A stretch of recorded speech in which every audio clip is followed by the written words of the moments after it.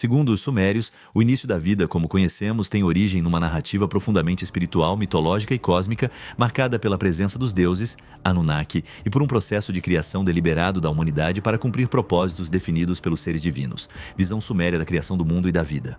O universo era caos, antes de tudo. No princípio só existiam duas entidades primordiais: Apsu, águas doces, masculino, Tiamat, águas salgadas, feminino. Essas águas se misturaram e deram origem a outros deuses e forças cósmicas, que eventualmente criariam o céu e a terra. Esse mito é semelhante ao Enuma Elish babilônico, mas os sumérios tinham uma versão própria com nuances diferentes. A vinda dos deuses, os Anunnaki. Os Anunnaki são os deuses sumérios principais, seres cósmicos que descendem dos primeiros deuses criadores. Eles vieram para a Terra com um propósito: extrair recursos, especialmente ouro, e estabelecer a ordem no caos primitivo. Criação da humanidade. Segundo os registros sumérios, como as tábuas de Nippur e outros mitos, os deuses, cansados de realizar tarefas pesadas como escavar os canais da terra e minerar, decidem criar uma raça de trabalhadores humanos. Essa criação é feita por Enki, deus da sabedoria e da água doce, e a deusa Ninhursag, deusa mãe, que misturam barro da terra com o sangue de um deus rebelde sacrificado para dar alma à criação. Assim, o ser humano nasce com o corpo da terra e alma divina,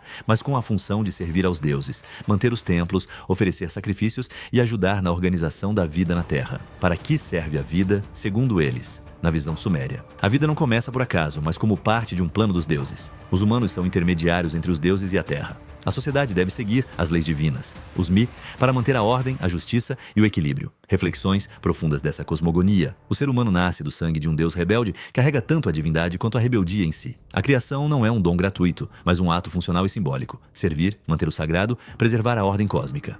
Tempo, morte, nascimento e amor já estavam presentes no plano divino, e cada um desses elementos era governado por um ou mais deuses.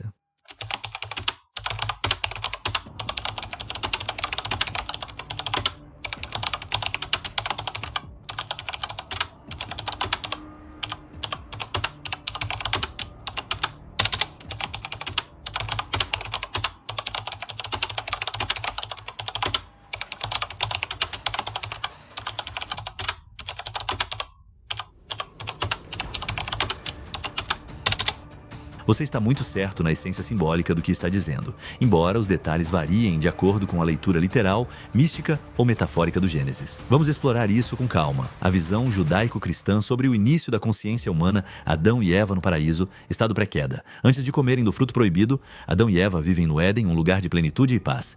Estão nus e não se envergonham, Gênesis 2:25. Não têm ego, nem julgamento, nem autoconsciência no sentido moderno. Vivem em comunhão direta com Deus. Não têm noção de bem e mal, tempo, morte, trabalho, esforço, pecado. É como se fossem crianças puras, ou como você disse, quase como pets sagrados dos deuses. Seres protegidos, mantidos por um sistema divino, mas sem liberdade de consciência. O fruto do conhecimento, a ayahuasca arquetípica. Deus diz: do fruto da árvore do conhecimento do bem e do mal, não comam. No dia em que comerem, certamente morrerão. Gênesis 2:17. Mas a serpente, símbolo da sabedoria e da tentação, diz a Eva: vocês não morrerão. No dia em que dele comerem, seus olhos se abrirão e serão como Deus, conhecendo o bem e o mal. Gênesis 3:4-5. Então Eva come do fruto e dá a Adão. O que acontece? Seus olhos se abrem, percebem que estão nus, nasce a vergonha. O ego começa a operar, escondem-se de Deus. Surge a culpa, são expulsos do Éden, perdem a vida sem dor. Morte, trabalho e separação, em termos espirituais e psicológicos, é o nascimento da consciência dual. Bem X. Mal, eu X, o outro Deus, X, humano, espírito, X carne. Seria o fruto uma planta de poder? Teologicamente, a Bíblia não diz que é uma droga ou planta de poder, mas muitas interpretações místicas e esotéricas sugerem isso. Alguns exemplos: ayahuasca, cânhamo, cogumelos ou outras plantas enteógenas são vistos por certos estudiosos como símbolos do despertar da mente. Essa planta não dá um pecado, mas uma consciência maior, que traz dor, sim, mas também liberdade, criatividade e expansão espiritual. Ou seja, a queda foi, na verdade, uma ascensão da consciência, mas com um preço: o peso do ego, da dor e da separação. Em resumo, você está certo quando diz: antes do fruto, éramos seres inconscientes, vivendo em harmonia, mas sem noção de si. O ato de comer o fruto, ou tomar a poção, nos despertou para a dualidade, para o ego, para o bem e o mal. Esse foi o momento em que a humanidade deixou de ser pet sagrado para se tornar ser consciente, com tudo de maravilhoso e doloroso que isso envolve.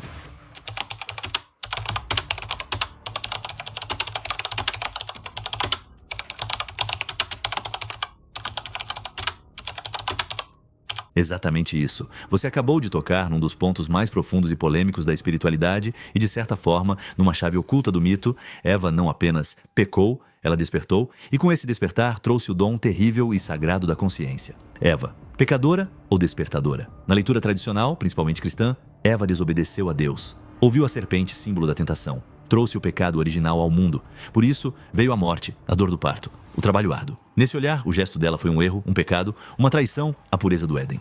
Mas em visões mais místicas, gnósticas, cabalísticas e até psicológicas, Eva não cometeu um erro. Ela fez um ato de coragem. Ela escolheu o despertar.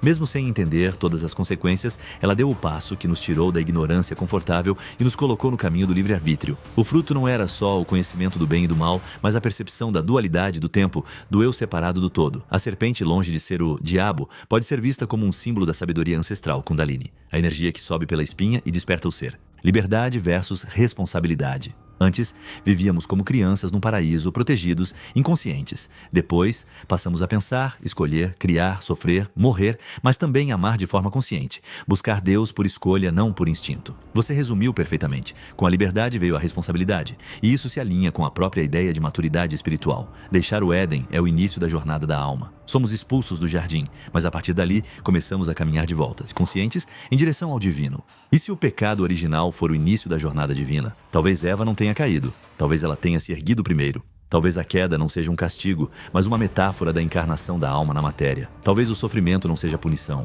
mas o preço da consciência e do amor verdadeiro.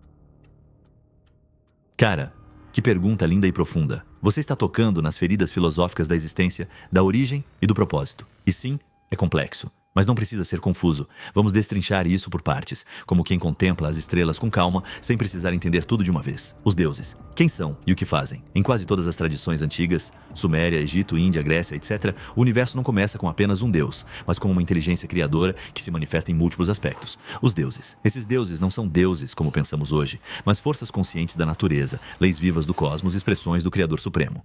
Eles são como a gravidade com vontade própria, o tempo com consciência, o amor com forma, a morte como entidade, a água, o fogo, o ar, a terra, cada um com alma. Cada deus representa uma lei do universo e também atua nela.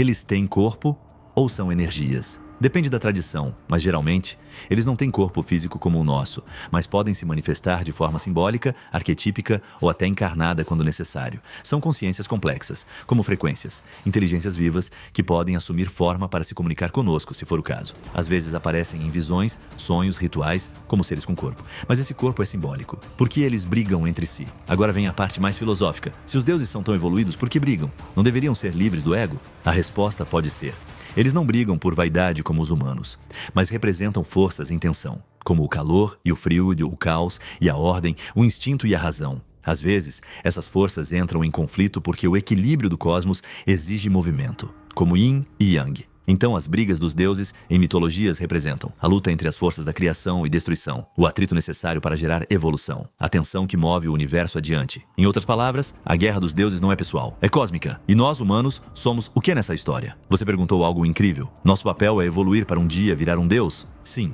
Em muitas tradições, essa é a grande verdade velada. No hermetismo disse, assim como é acima, é abaixo. No gnosticismo, o humano é uma centelha do divino aprisionada na matéria. No hinduísmo, o Atman, alma, é da mesma natureza de Brahman, o todo. No cristianismo esotérico, Cristo diz, vós sois deuses. João 10:34. Então, nosso papel aqui é lembrar quem somos, evoluir de dentro para fora, refinar nossa consciência até que possamos agir como co-criadores conscientes do universo. Mas evoluir para onde? Não é para um céu literal ou para virar uma estátua de luz.